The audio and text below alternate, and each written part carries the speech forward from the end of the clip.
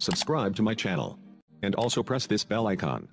இருளை அகற்றி ஒளியை கொடுப்பார் என் குருநாதர் சத்குரு ஸ்ரீ ஞானானந்தகிரி சுவாமிகள்.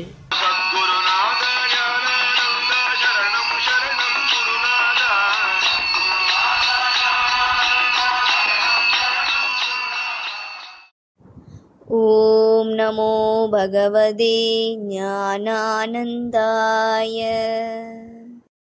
குரு வார்த்தைக்கு மறுவார்த்தை இல்லை. ஸ்ரீ சத்குருநாதரின் திருவருளால் குருஜியின் பெருமை படிப்படியாக மேம்பட்டு ஆங்காங்கே பக்த விஜயம் என்ற தலைப்பில் சங்கீத உபன்யாசம் செய்து வந்தார். முதலில் பக்தர்கள் சரித்திரங்களை சேகரிக்க பல இடங்களுக்கு பயணம் செய்த குருஜி பின்பு அவர்களின் பெருமையை பரப்புவதற்காக பல இடங்களுக்கு செல்ல வேண்டியிருந்தது. இந்த நிலையில் சுவாமியின் திருவருள் கருணையால் குருஜி முதலாக ஒரு கார் வாங்கினார். அதை நேராக தப்போவனம் எடுத்து சென்று குருநாதரின் திருக்கரங்களால் பூஜை செய்துவிட்டு சுவாமியை வண்டியில் அமருமாறு வேண்டினார். சுவாமி ஆகாரம் முடிந்து மதியம் கிளம்புவோம் என்று கூறி உள்ளே சென்று விட்டார். ஆகாரம் முடிந்த பின்பு சுவாமியிடம் குருஜி சென்று ஞாபகப்படுத்தினார். அவரும் உடனே கிளம்பினார். சுவாமி உட்காருவதற்காக வண்டியின் பின் இருக்கையில் ஆசனம் போட்டு வைத்திருந்தார்கள். ஆனால் சுவாமியோ நேராக சென்று முன் இருக்கையில் அமர்ந்து விட்டார். குருஜி ஓட்டுநராக அமர்ந்தவுடன் சுவாமி கிளம்புவோம் என்றவுடன் வண்டி புறப்பட்டது. குருநாதரை பக்கத்தில் அமர்த்தி கொண்டு கார் ஓட்டுவது குருஜிக்கு புதிய அனுபவம். எங்கு போகிறோம் என்று தெரியாமல் குருநாதர் காட்டிய பாதையில் நிதானமாக காரை ஓட்டி சென்றார் குருஜி. அப்போது குருநாதர் சுறுசுறுப்பாய் இருக்க வேண்டும், ஆனால் படபடப்பாக இருந்தால் காரியம் ஒழுங்காக நடக்காது என்று கூறி குருஜியின் பயத்தையும் படபடப்பையும் சிறிதாக குறைத்தார். வண்டி சேலம் மார்க்கமாக சென்று கொண்டிருந்தது.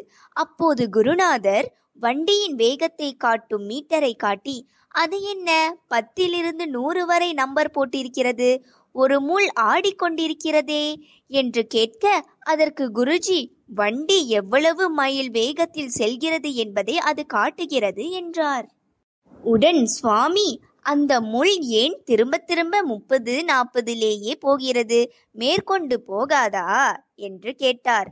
குருஜி, இன்னும் வேகமாக போனால் முள் அதை தாண்டி போகும் என்று சொல்ல, சுவாமி, எங்கே அந்த முள் மேலே தாண்டுகிறதா என்று பார்ப்போம் என்று கேட்க, குருஜி காரை வேகமாக செலுத்தினார். அந்த சமயம் கார் சேலம் கடை தெரு வழியாக போய்கொண்டிருந்தது. தெருவில் மிக அதிகமான ஆள் நடமாட்டமும் நெரிசலாக வாகன போக்குவரத்தும் இருந்தது. குருஜியோ, குருநாதர் சொல்லிவிட்டார், அதை கேட்டு அதன்படி நடக்க வேண்டும் என்ற ஒரே நோக்கத்துடன் வேறு எந்த சிந்தனையும் இன்றி எது நடந்தாலும் குருநாதர் பார்த்து கொள்வார் என்ற திட நம்பிக்கையுடன் மேலும் வேகமாக காரை ஓட்டினார். முள் 60 70 80 என்று போய்கொண்டே இருந்தது. எந்த நிலையிலும் குருஜி வேகத்தை குறைக்கவில்லை. ஒரு வாராக குருநாதர் பழையபடியே செல்வோம் என்று சொன்னவுடன் தான் குருஜி வேகத்தை குறைத்தார். அவ்வளவு ஜன நடமாட்டமும் வாகன நெரிசலும் உள்ள இடத்தில் தங்கு தடையின்றி யாருக்கும் எந்த சேதமும் இன்றி வண்டி ஓட்டுவது என்பது நடைமுறையில் இல்லாத அமானுஷமான காரியம். குருஜி குருநாதர் மீது வைத்திருந்த நம்பிக்கையுடன் சுவாமி சொல்லிவிட்டால் அதற்கு மறுப்பே இல்லை, எதுவாக இருந்தாலும் அவர் பார்த்து கொள்வார், நம் கையில் எதுவும் இல்லை என்ற நம்பிக்கையும் குருவார்த்தைக்கு மறுவார்த்தை இல்லை என்ற திடமான கொள்கையுமே அவரை அவ்வாறு செயல்பட வைத்தது. இந்த அணுகுமுறையே குருஜியின் குரு பக்திக்கு ஈடு இணையற்ற சான்றாக விளங்குகிறார் என்பதற்கு மிக சிறந்த எடுத்துக்காட்டாகும்.